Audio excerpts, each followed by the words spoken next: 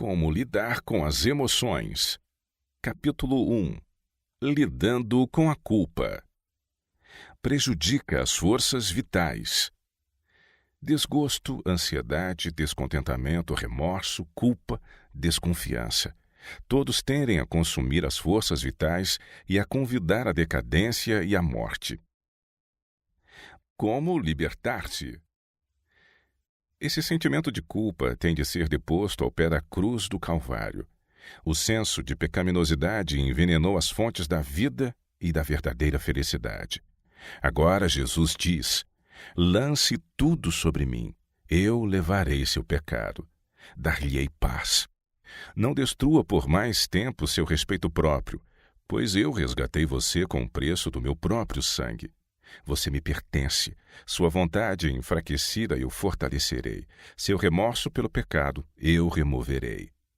Portanto, volva seu grato coração tremendo de incerteza e agarre-se à esperança colocada à sua frente. Deus aceita seu coração quebrantado e contrito. Ele lhe oferece livre perdão. Ele quer adotar você e conceder-lhe graça para ajudar em sua fraqueza. E o amado Jesus conduzirá você passo a passo, se tão somente puser sua mão na dele e se entregar à sua direção. Jesus dá o perdão. Satanás procura desviar nossa mente do poderoso ajudador, para nos levar a pensar em nossa degeneração. Mas ainda que Jesus veja a culpa, ele pronuncia o perdão. E nós não devemos desonrar duvidando de seu amor. Amor que liberta. O amor difundido por Cristo por todo o ser é um poder vitalizante.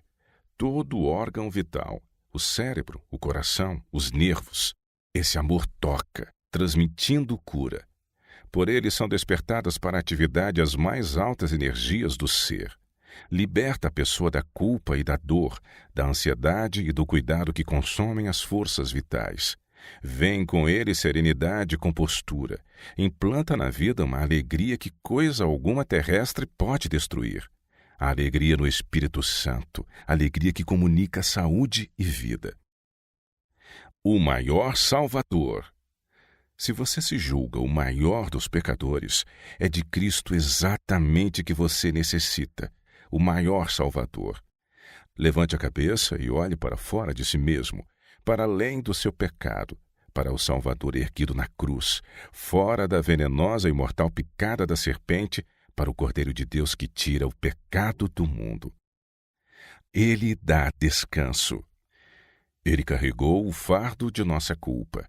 Ele tomará o peso de nossos cansados ombros. Ele nos dará descanso. O fardo de cuidado e aflição ele o conduzirá também. Convida-nos a lançar sobre ele toda a nossa solicitude, pois nos traz em seu coração. Não há pecado insignificante. Deus não considera todos os pecados igualmente graves. Há aos seus olhos, como aos do homem, gradações de culpa. Por mais insignificante, porém, que este ou aquele mau ato possa parecer aos olhos humanos, pecado algum é pequeno à vista de Deus. O juízo do ser humano é parcial, imperfeito, mas Deus avalia todas as coisas como são na realidade.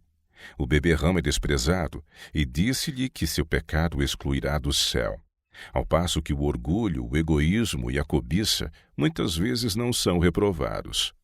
No entanto, esses são pecados especialmente ofensivos a Deus, pois são contrários à benevolência de seu caráter e àquele desinteressado amor que é a própria atmosfera do universo não caído. A pessoa que cai em algum pecado grosseiro sente talvez sua vergonha e miséria e sua necessidade da graça de Cristo. Mas o orgulhoso não sente necessidade alguma e assim fecha o coração a Cristo e às infinitas bênçãos que veio conceder. Aproximação positiva. Ninguém jamais se torna melhor pela denúncia e recriminação. Falar de sua culpa a uma pessoa tentada, de modo algum lhe incute a resolução de ser melhor.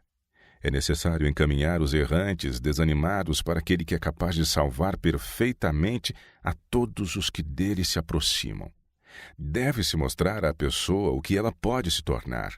dizer-lhe que não há nela coisa alguma que a recomende a Deus, mas que Cristo morreu por ela, a fim de que possa ser aceita no amado. Inspirar-lhe esperança, mostrando-lhe que na força de Cristo pode proceder melhor. Vamos apresentar-lhe as possibilidades que lhe pertencem, apontar-lhe as alturas que pode alcançar, ajudá-la a apegar-se à misericórdia do Senhor, a confiar em seu poder de perdoar. Jesus está à espera de tomá-la pela mão, desejoso de dar-lhe poder para levar uma vida nobre, virtuosa. Satanás e o sentimento de culpa. O povo de Deus é aqui, em Zacarias capítulo 3, representado como delinquente em juízo. Josué, como sumo sacerdote, pede uma bênção para seu povo que está em grande aflição. Enquanto suplica a Deus, Satanás está à sua direita como antagonista. Acusa os filhos de Deus e faz seu caso parecer tão desesperador quanto possível. Expõe ao Senhor seus pecados e faltas, aponta seus erros e fracassos, esperando que pareçam aos olhos de Cristo num caráter tal que não lhes prestará auxílio em sua grande necessidade. Josué, como representante do povo de Deus, está sob condenação, cingido de vestes imundas. Consciente dos pecados de seu povo, está o preço de desânimo. Satanás oprime sua vida com um sentimento de culpa que o faz quase perder a esperança. Apesar disso, ali permanece como suplicante, com Satanás disposto contra ele. Efeitos da crença no inferno perene. Tenho pensado que muitos internados em asilos de loucos foram para ali levados por experiências semelhantes à minha. Sua consciência foi abalada por um senso de pecado e sua tremente fé não ousava suplicar de Deus o prometido perdão.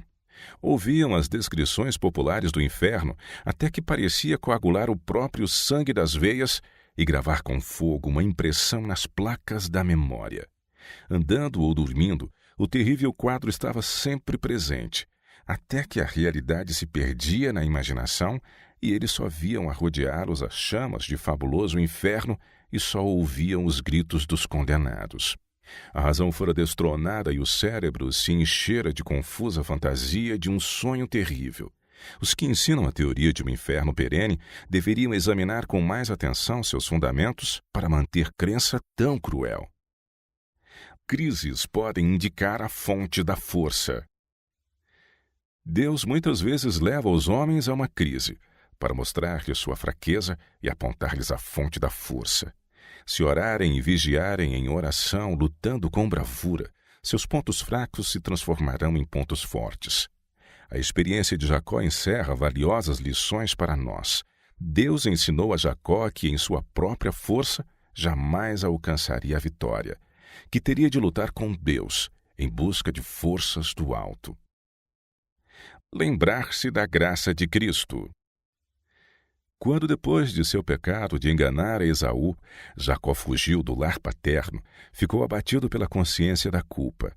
Solitário e desterrado como se achava, separado de tudo que lhe poderia ter tornado preciosa a vida, o pensamento que acima de todos os outros lhe oprimia a consciência era o temor de que seu pecado o alienara de Deus e de que fora rejeitado pelo céu. Com tristeza deitou-se para repousar sobre a terra nua, tendo em volta de si apenas as solitárias montanhas e acima o céu resplandecente de estrelas. Quando dormia, estranha luz lhe feriu a vista. Eis que do plano em que estava deitado, amplos e sombreados degraus pareciam erguer-se até as próprias portas do céu. E sobre eles, anjos de Deus subiam e desciam, enquanto da glória acima ouviu a voz de Deus em uma mensagem de conforto e esperança.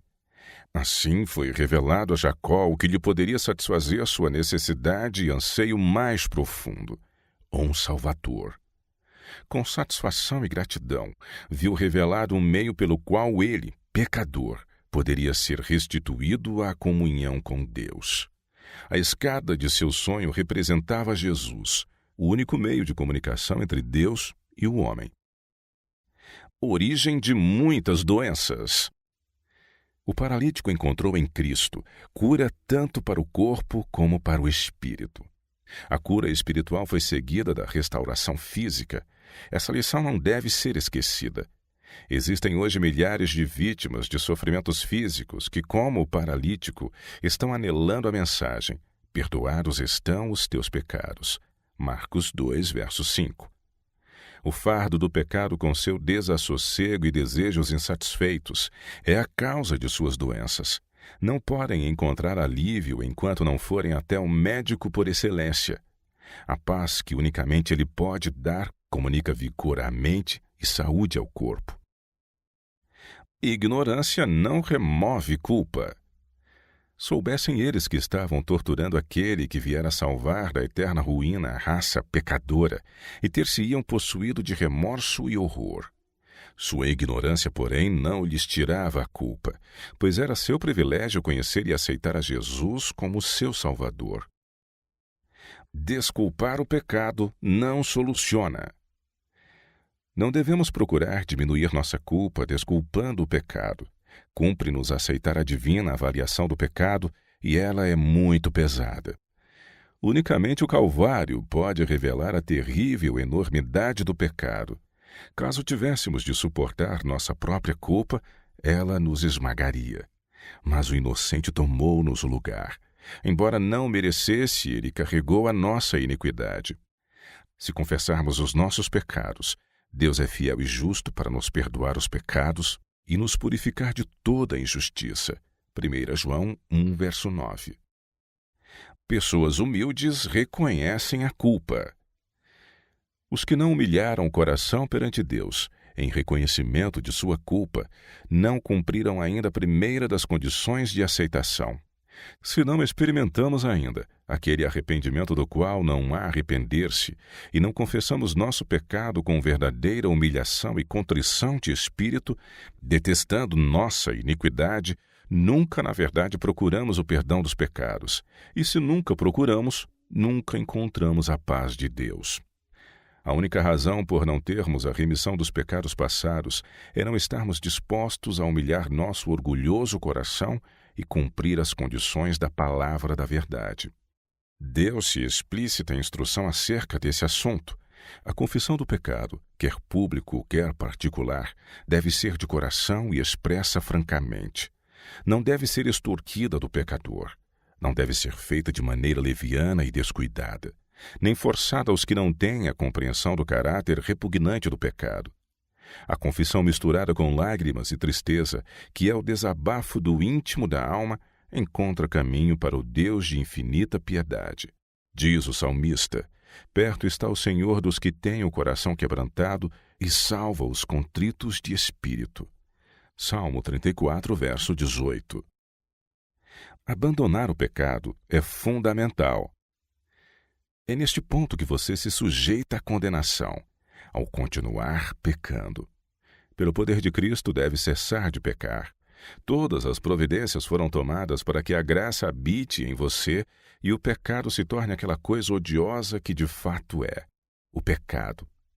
Se alguém pecar, não deve se entregar ao desespero e falar como um homem perdido para Cristo. Deus perdoa a todos os que o buscam.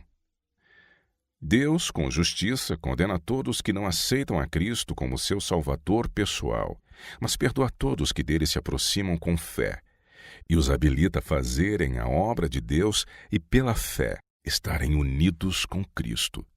O Senhor tomou todas as providências para que o homem tenha salvação plena e livre e seja completo em Cristo. Deus deseja que seus filhos sintam os brilhantes raios do sol da justiça, que todos possam ter a luz da verdade. Por um preço infinito, Deus proveu a salvação ao mundo, o preço do dom de seu Filho unigênito. O apóstolo perguntou: aquele que nem mesmo a seu próprio Filho poupou, antes o entregou por todos nós, como não nos dará também com ele todas as coisas? Romanos 8, 32. Portanto, se não formos salvos, a culpa não será de Deus, mas nossa, porque deixamos de cooperar com os agentes divinos. Nossa vontade divergiu da vontade de Deus. Esperança para todos. Ninguém tem necessidade de se entregar ao desânimo e desespero. Satanás pode até se aproximar com a cruel sugestão: não há esperança para o seu caso. Você não pode ser redimido. Mas a verdade é que há em Cristo esperança para você. Deus não nos manda vencer através de nossas próprias forças. Pede sim que estreitemos o relacionamento com Ele. Não importa quais as dificuldades que estejam pesando sobre nosso corpo ou mente, Ele pode nos libertar. Muitos existem, porém, que tornam duplamente pesados os fardos da vida por estarem continuamente antecipando aflições. Entretanto, não precisa ser assim. Custará um decidido esforço mudar a corrente de seus pensamentos, mas essa mudança pode acontecer. Ansiedade. Forma de desassossego pela expectativa de algo, geralmente associado ao medo. Alguns estudiosos consideram o termo um sinônimo de angústia.